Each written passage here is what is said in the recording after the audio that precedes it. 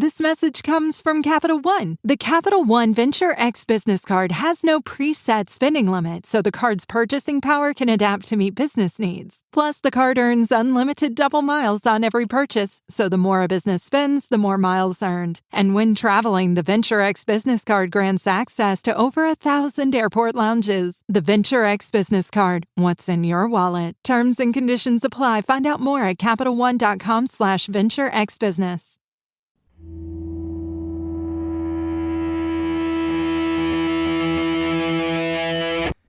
Famous firsts, leprechaunization, and what even are the rules for an elephant duel? All that and more on this bonus episode of Our Fake History. Hit the bonus theme!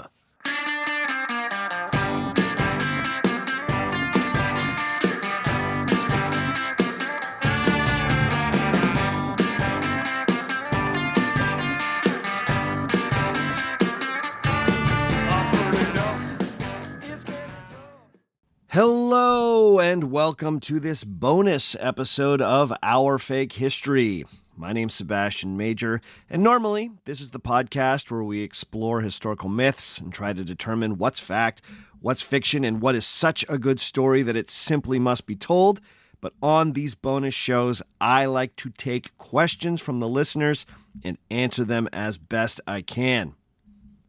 Over this last month, we looked at two very different topics, one concerning a legendary elephant duel in Southeast Asia, and another dealing with a Welsh prince who, legend has it, discovered America 300 years before Columbus. Discovered in heavy air quotes there.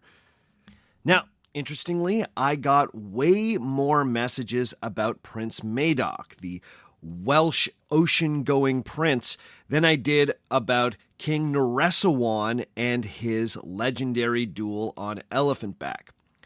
I think that's partially because I have more Welsh listeners than I do listeners from Thailand. I think it just might be a language thing. But I do want to give a shout out to everyone from Thailand or of Thai heritage who reached out to me after the last episode. It was fascinating. You were all lovely.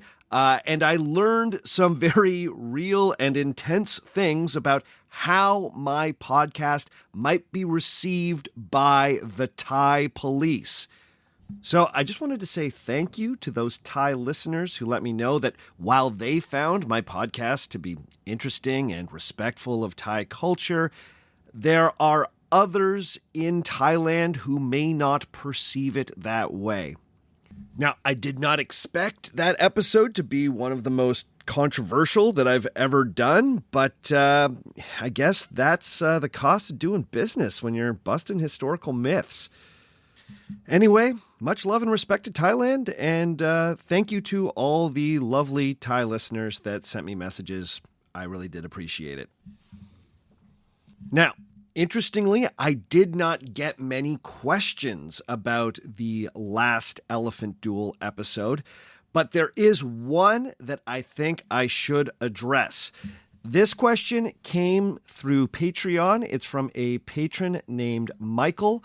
Michael asks, Sebastian, I just finished your last elephant duel episode and it brings up a question. If this wasn't the last formal elephant duel, then when was it? What were its consequences, if any? Thanks. Love the show. Michael, that is an excellent question. I titled that episode, What Was the Last Elephant Duel? And then proceeded to tell you that the thing called the last elephant duel was not, in fact, a real elephant duel. So, when was the last duel? Well, the more I've poked my nose into this, the more I have learned that all of the recorded elephant duels from Southeast Asian history are kind of messy. One of the things I kept on bringing up about the Battle of Nong Sarai was that Naresuan's fight on elephant back didn't really follow the protocols of a traditional duel. Many of the more flattering sources seem to have added in details, like, for instance, the shouted challenge from Naresuan to the Burmese crown prince, that made the entire event a bit cleaner, a bit more traditional. But in my quest to locate a nice, clean elephant duel from Southeast Asian history, I've kind of come up empty-handed. Now, there are a number of famous examples from Southeast Asian history when nobles faced off on elephant back. These are often called elephant duels. But they all seem to follow different rules. Now, I learned about the rules for a traditional elephant duel from two different sources. One was a well-known history of the Thai kings written by a member of the Thai royal family, a man named Prince Chula, in the 1960s. It's Chula who explains the elephant duel as something like a medieval joust. Now, given that he lived in England and was educated in English universities, it makes sense that he would use that European reference point to describe the elephant duel. My other source was the Thai historian Sunate Chutintanarond and his article, The Right of the Elephant Duel in Thai-Burmese Military History. Both of these folks make a big deal of the fact that when an elephant duel was taking place, other hostilities were supposed to stop. Everyone was supposed to respect the outcome of the elephant duel. The historian B.J. Turwheel points out that the elephant battle at Nong Sarai did not happen like that the hostilities on elephant back between the Thai king Naresuan and the crown prince of the Burmese happened during the heat of battle, and once the crown prince was killed, it was not perceived as the definitive end of hostilities. But when I started looking back at the earlier elephant duels to answer Michael's question here, I found that most of them took place during the heat of battle. A lot of them happened in chaotic situations. Rarely were proper challenges issued. Often other people were getting involved. It wasn't purely single combat. Take, for example, one of the earliest known elephant duels in Thai history. You might remember that this was recorded around the 1290s AD in the so-called inscription of Ram Kam Hang. Ram Kam Hang, as you might remember, was the famous king of the Sukhothai kingdom. He's considered one of the great rulers from Thailand's distant past. And, of course, because he was a great king, he fought an elephant duel, because in that part of the world, to be a great king, you kind of needed to fight an elephant duel. But here's how he described it. The inscription tells us that, quote, "My father's men fled in confusion. I did not flee. I mounted my elephant and broke the enemy line. I pushed him ahead in front of my father and fought an elephant duel with Kun Samchon. I fought Kun Samchon's elephant, Mas Muang by name, and beat him. Kun Samchon fled." End quote. Now, that certainly sounds very heroic. It sounds very cool. But this is not a situation where the king on elephant back challenged the commander from the other side to come forward and stand in for his entire army. He talks about charging his elephant through ranks of soldiers, finding the other guy in the heat of battle, and fighting him in the midst of the melee. This was also clearly not a fight to the death, as we're told that the enemy commander then runs away. So, interestingly enough, the earliest known elephant duel in Thai history doesn't seem to follow the so-called official rules of the elephant duel. So, we're off to a great start here. Now let's flash forward to the 1500s if we're trying to search for the supposed last elephant duel. If we don't like Naresuan's duel as the supposed last duel, then another good contender is a duel that was fought in 1549. This was during one of the first major wars between the Burmese Tuangu dynasty and the Proto-Thai state of Ayutthaya. These are the same combatants that would be at the Battle of Nong Sarai a few decades later. As the Burmese troops closed in on the capital, the king of Ayutthaya, a man named Maha Chakraphat, rode out on his elephant and allegedly challenged the commander of the Burmese forces, Thado Dhamma Yaza, to single combat. Watching all of this was the king's wife, Queen Sri Suryothai. She was dressed as a soldier and was also riding on elephant back that day. We're told that once the duel got going, the Thai king's elephant got spooked and started to run away. This gave the Burmese commander an opportunity to chase him down and finish the job. But just at that moment, the Thai queen drove her elephant into the mix and heroically sacrificed herself for her husband. When her elephant came into the path of the charging Burmese animal, the Burmese commander then sliced her down with his halberd. We're told that as she fell from her elephant, her helmet came off, exposing her long hair, showing the Burmese prince that he had just killed a woman, and the rest of the Thai army that their queen had died in battle. Now, this story also kind of has all the trappings of a historical myth, doesn't it? The Thai queen has since been celebrated as an emblem of both female courage and devotion to one's husband. She is a heroine in the Thai historical pantheon. And I totally get it. What a story, right? You've got to love that. Oh my God.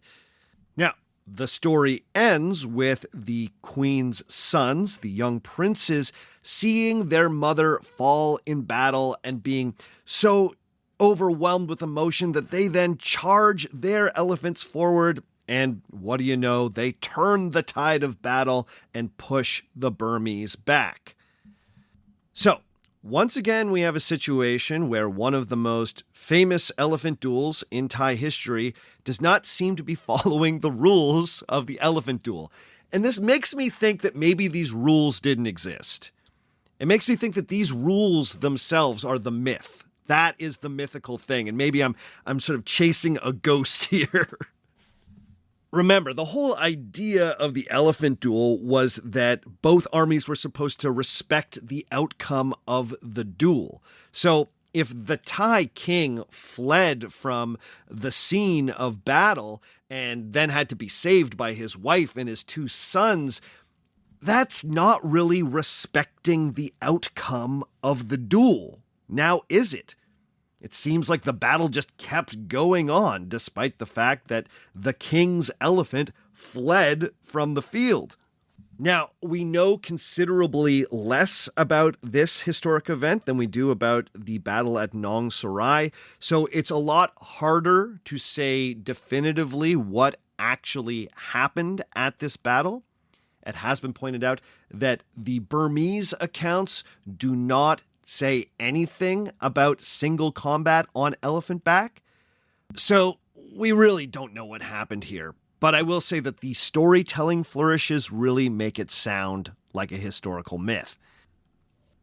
Okay, so if Naresuan's 1593 fight on elephant back was technically not the last duel, and this 1549 fight where the queen heroically sacrifices herself was not technically the last duel, is there any spot in Thai history where we can say, oh, that was probably the closest we're going to get to a nice, clean elephant duel?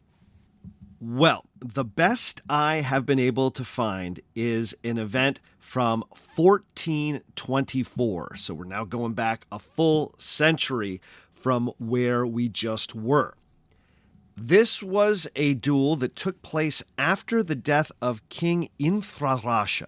He was the king of Ayutthaya, that key proto-Thai state, in 1424. We're told that there was a succession dispute after the king died. So the king's two eldest sons, whose names I have not been able to locate, apparently had an elephant duel to settle the succession. Now, unfortunately, I've not been able to find any details about what specifically happened during the duel.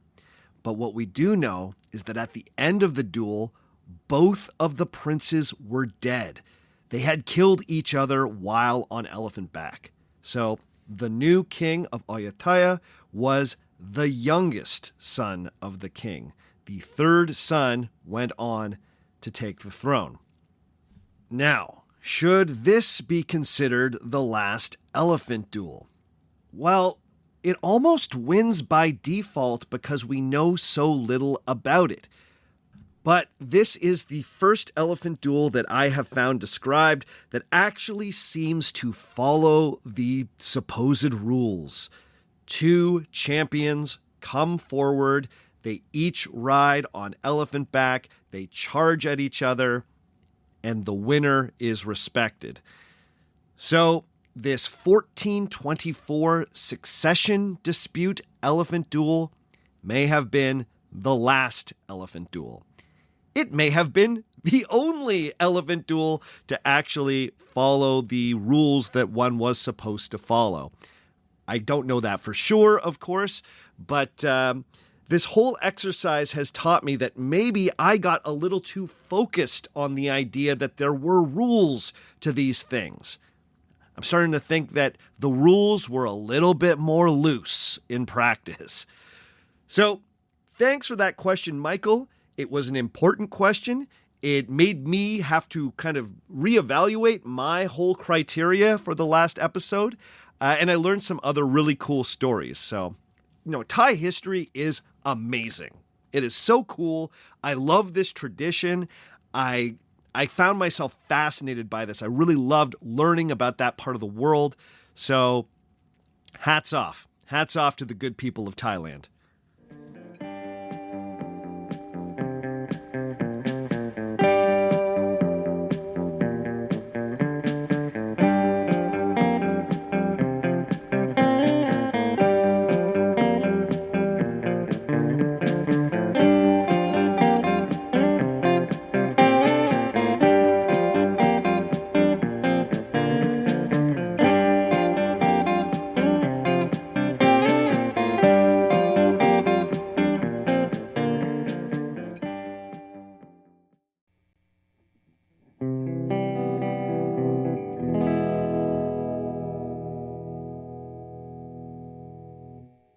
All right, let's leave Thailand behind and turn our attention to Wales. I got a bunch of great questions about Prince Madoc and the episode I recently did about him.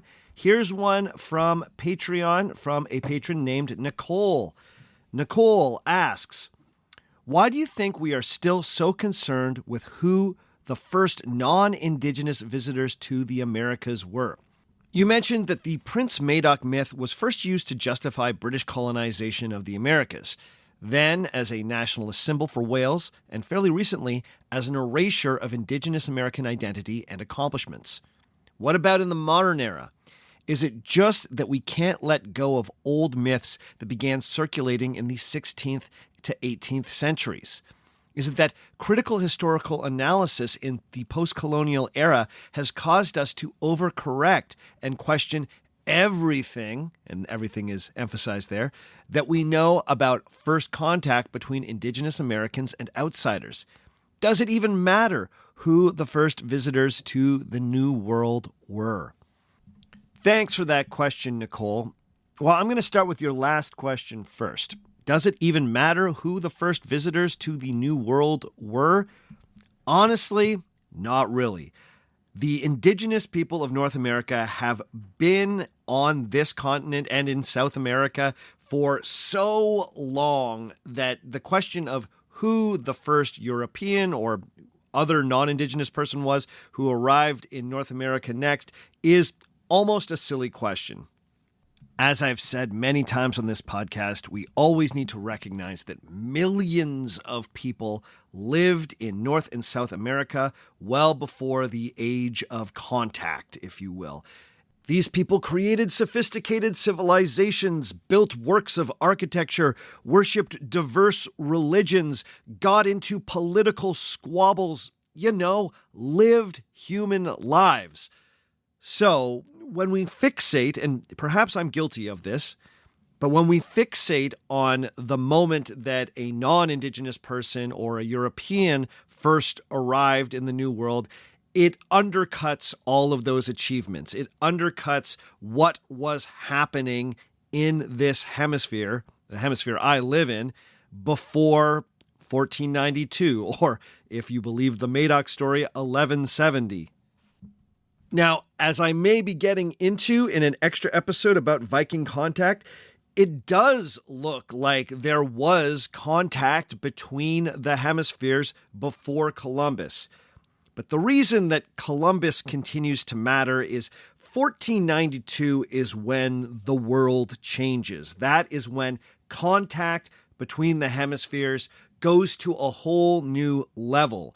Ecosystems change, economies change, the power structure of the planet changes, the transfer of disease happens. So 1492 is still a watershed any way you want to slice it, but I agree that perhaps we get too fixated on who the first non-Indigenous person was, and so I hope I did not contribute to that. The reason I keep going back to that particular topic is that there's this whole genre of fake history around that idea. People have often gravitated to that question, which, of course, takes me to the second part of your question, which is, why are we still interested in this now? Well, as you pointed out in your message, I did my best in the episode to show how the Madoc story was politically useful at different points in history. But right now, you could argue that it's not really politically useful to anyone. What I have discovered in the creation of this podcast is that people have never really tired of alternate explanations for human history. People are often suspicious that they are being lied to by authority, and as such, they gravitate to alternate explanations for how our world came to be. This is part of the allure of not only fake history, but conspiracy theories. This idea that if you dig a little deeper and just do a little bit more of your own research, you will uncover a secret history of this planet. Now, it is incredibly important to ask questions and to question the dominant narrative and to read up on things and do your homework, right? I could not be more on the side of that perspective. But we shouldn't let that instinct to find the truth then make us vulnerable to charlatans or other types of fake history that are out there. Sometimes people can become very skeptical of the dominant narrative and then do not apply that same skepticism to fringe ideas or alternative theories. I get the feeling that some people like the Prince Madoc story simply because it challenges the conventional understanding of world history, and that's exciting. But if you are skeptical in a way that makes you go, maybe I should not just accept what I have been taught about the history of the world, then you've got to use that same brain power to evaluate the claims about this legendary Welsh prince, right? So all of that is to say that we definitely should be questioning historical narratives, but we should not just allow ourselves to be taken away by anything that goes against the mainstream. That is not being skeptical. That's just being carried away by a different bandwagon. Our next comment comes from the Patreon user Full Metal Knee. Now, this listener wants to give us some insight on how those early Welsh poems about Madoc could have been interpreted.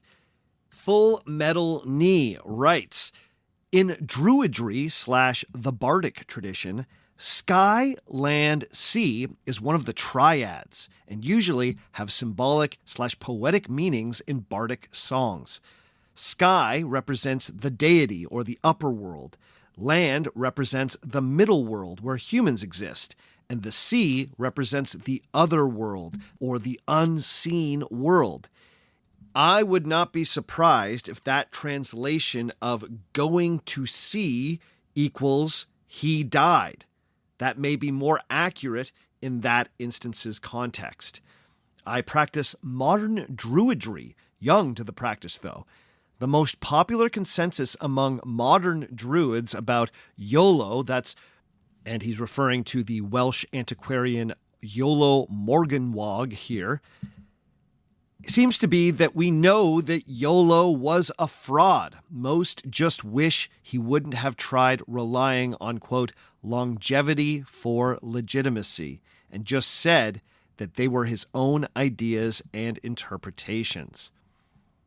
All right, thanks for that comment, Full Metal Knee. I had to read it because I thought it was really cool that someone who practices modern druidry reached out.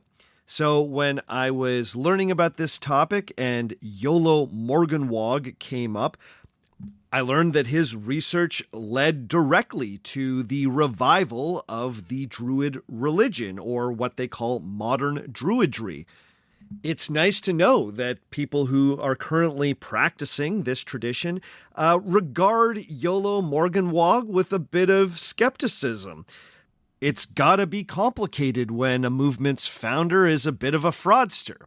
I appreciate knowing that modern druids acknowledge that he was a bit of a fraud, but clearly it has not stopped the evolution of modern druidry.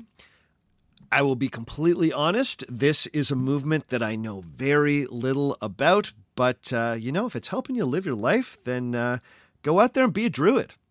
Now, as for your first point about the interpretation of those Welsh poems, I think you might be onto something. I really like that insight that the sea was sometimes used as a metaphor for the underworld or for death. So early references we have to a Madoc going to sea may have been references to someone named Madoc dying. That would fit with many of those early references to Madoc, which often speak of a Madoc being slain. So I think you are onto something here, Full Metal Knee. I think it's only right for me to give the last word today to a Welsh listener. This is Aaron from Patreon. Aaron writes, great episode about a myth I grew up with, along with Gelert and the Welsh Atlantis. Ooh, I've never heard of the Welsh Atlantis. I better go check that out. Aaron continues, it's completely conjectural, but I could see the seed of the myth of Welsh-speaking First Nations coming from Bristol-based sailors. Bristol, if you don't know, is on the Welsh border and very close to the Welsh ports of Cardiff and Swansea, with the most prominent of these Welsh sailors and privateers being Henry Morgan of the rum fame. Captain Morgan! Awesome, I didn't know that. No doubt, with many Welsh-speaking crew members, I could see expeditions teaching Indigenous people a few Welsh words as a kind of informal secret language, a quick way to signal friendliness to other crews. This would also undercut French and Spanish expeditions who might speak English with local people but not have access to this shortcut. There's also the simple fact that teaching and learning are great ways to bond. And for early privateers, a friendly ally could mean the difference between success and disaster. Again, I have to be clear that this is complete conjecture and may be colored by my own politics. Thanks for all those comments, Aaron.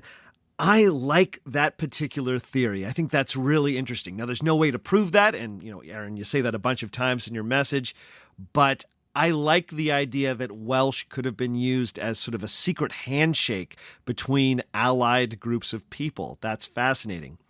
One thing that I did not bring up in the episode that I probably should have is that once you get into the era of contact, it's entirely possible that groups of indigenous people were learning words from Europeans who they met. Once you're into the 1600s, you've now had a full century of contact between North and South America and Europeans. It's not out of the question that in that time, some of these European visitors taught some words to indigenous people. We know that indigenous people learned other European languages in that time. People learned Spanish, people learned French, people learned English. Why not a few words of Welsh? Perhaps the most simple explanation is the most plausible. Now, Aaron went on to send me a bunch of messages, and all of them were really thoughtful, really insightful, and I really appreciated them because they came from a Welsh perspective, which is something I do not have. And, I was talking a lot about Wales. So here's another message from Aaron. He writes, "A slight issue I'm not sure I should even bring up, and I'm willing to admit I might be in the minority.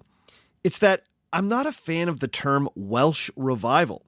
It always seemed to be driven largely by the Welsh diaspora in London and Liverpool, rather than the Welsh-speaking heartlands of the west and north of Wales, and focused more on looking back at medieval and ancient warlords and on defining what makes us different from the English, rather than on the growing class solidarity emerging in Wales at the time, with unions and tenant farmers pushing back." And if I can interject, Aaron is referring to Welsh resistance movements that got going in the early 19th century. He continues, "This could be what the Irish call the leprechaunization of the culture and a homogenization of the Welsh nation. Ironically, similar to how all of England is an extension of the home counties and London, Wales was either an extension of Cardiff or a time that never happened, and falls extremely close to painting ourselves in the noble savage trope." Aaron, that is a fascinating insight. I'd love to hear from other Welsh folks. Do you agree with Aaron? Do you think Aaron's onto something? Do you disagree with Aaron? I have to say, I'm particularly taken with the concept of leprechaunization. I've never heard of that before. I want to learn more about it. Welsh folks, weigh in. Is Aaron onto something here? Have Welsh national narratives led to a type of leprechaunization? I'd love to hear from you. Okay, that's all for this week. Join us again in 1 week's time when we will look at an all-new historical myth. Before we go this week, I want to let you know that we've got a bunch of new designs for sale now at the TeePublic store, including our new Lying Sex Witch t-shirt. The people wanted the Lying Sex Witch shirt. It's up there now. There's also a bunch of new images that you can get on t-shirts, tote bags, hoodies, hats, and more, including that amazing werewolf image that our artist Frank Fiorentino made for our recent werewolf episode. I also want to remind everyone that we are going to Greece in September of 2026. I will be going with a group of Our Fake History listeners and the John Shores Travel Company to Greece, where we will explore historical sites. We will go to the Minoan ruins of Crete. We will go to the Parthenon in Athens. We will go to the beautiful island of Santorini. I'll be there with you, hanging out, eating my meals with you, going on excursions, telling you stories, enriching the entire experience. So if you want to come along with us, then please head to ourfakehistory.com and follow the links for the trip, or go to johnshorestravel.com and follow the links to the 2026 Greece trip with me. I will also have a link in the show notes so you can just click right on it and book. If you're booking, don't forget to use the promo code OFH so they know that I sent you. In the meantime, if you ever want to get in touch with me, you can send me an email at ourfakehistory@gmail.com, or you can join up on Patreon. Go to patreon.com/ourfakehistory. Find the level of support that works for you and get in on this amazing community.